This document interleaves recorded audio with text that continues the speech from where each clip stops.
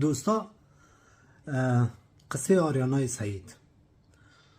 آریانای سعید که طفل بود، دختر 7 ساله بیش نبود که مادرش گفت دختر گلم،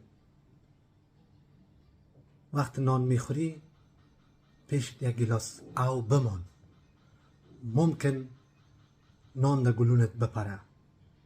آریانا سعید امی کاره کرد.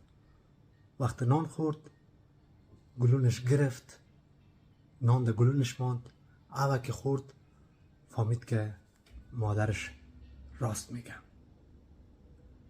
دیگه شما دلتان بود خوب یک قصه کلان از آریانا بگید. ای ناجوانا، خاطر این آریانا بود که شما سیل داشتین تا بالا. لایک کنین، فالو کنین. تا که آریانا رو بمانم شما ویدیو مرا سعی کنین.